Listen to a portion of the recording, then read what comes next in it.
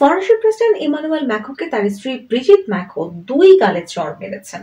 কয়েক সেকেন্ডের এমন একটি ভিডিও সামাজিক যোগাযোগ মাধ্যমে ভাইরাল হয়েছে, কিন্তু ম্যাক্রোর কার্যালয় থেকে এক বিবৃতিতে দাবি করা হয়েছে এমন কিছু ঘটেনি।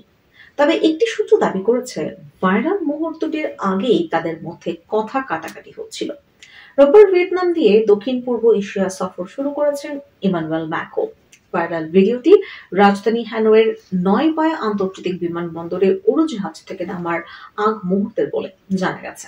সংক্ষিপ্ত ভিডিওটিতে উড়োজাহাজের দরজা খোলার সঙ্গে ম্যাক্রোকে দরজা বরাবর দাঁড়িয়ে থাকতে দেখা যায়। কয়েক সেকেন্ড পর ব্রিজিতের দুটি হাত পাশ থেকে হঠাৎ প্রেসিডেন্টের মুখে পড়তে দেখা যায়, যা অনেকটা চপেটাঘাত বলে মনে হয়েছে।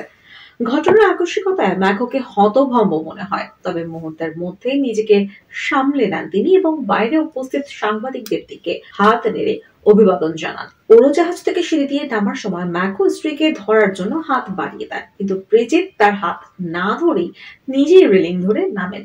সোমবার ফরাসি প্রেসিডেন্টের সরকারি বাসভবন ও কার্যালয়ে এলিসি প্রাসাদ থেকে দেওয়া বিবৃতিতে ম্যাক্রোকে উড়োজাহাজে স্ত্রীর চড় দেওয়ার বিষয়টি নাকচ করে দেওয়া হয়েছে। পরবর্তী সময়ে সরাসরি নাকচ না করে ওই ঘটনার গুরুত্ব কমিয়ে দেখানোর চেষ্টা করেছেন সংশ্লিষ্ট ফরাসি কর্মকর্তারা। ম্যাক্রোর সঙ্গে ঘনিষ্ঠ এক কর্মকর্তা ফ্রান্সের সিএনএন এর সহযোগী টেলিভিশন চ্যানেল বিএফএম টিভিকে বলেন, ওই দম্পতির মধ্যে তখন হালকা কথা কাটাকাটি হচ্ছিল।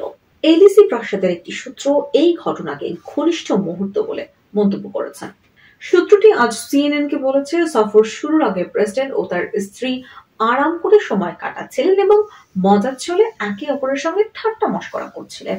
সূত্রটি আরো বলেছে, ষড়যন্ত্র তাত্ত্বিকদের গুজব ছড়াতে এর চেয়ে বেশি কিছু দরকার ছিল না।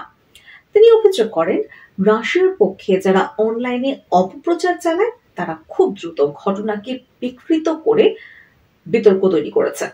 2022 সালে রাশিয়ার হামলা শুরুর পর থেকে ইউক্রেনকে রক্ষার্থে সমন্বিত ইউরোপীয় পদক্ষেপ গড়ে তোলায় নেতৃত্ব দিচ্ছেন ইমানুয়েল ম্যাক্রো।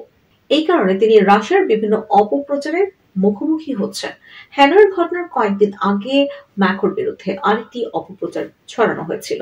চলতি মাসের শুরুর দিকে ছড়িয়ে পড়া ওই ভিডিওতে তিনি কোকেনের একটি প্যাকেট নিজের পকেটে ঢোকান বলে দাবি করা হয়েছিল। ওই ভিডিওটি কিয়েভে যাওয়ার পথে ট্রেনে ধারণ করা। তখন সেখানে ম্যাক্রোর সঙ্গে জার্মান চ্যান্সেলর ফ্রেডরিক মের্টস এবং যুক্তরাজ্যের প্রধানমন্ত্রী কিয়ার স্টারমার ছিলেন। এলিসি প্রাসাদ থেকে ভিডিওটি মিথ্যা বলে দাবি করা হয়েছিল। বলা হয়েছিল এটি কোকেনের প্যাকেট নয়, একটি টিস্যু।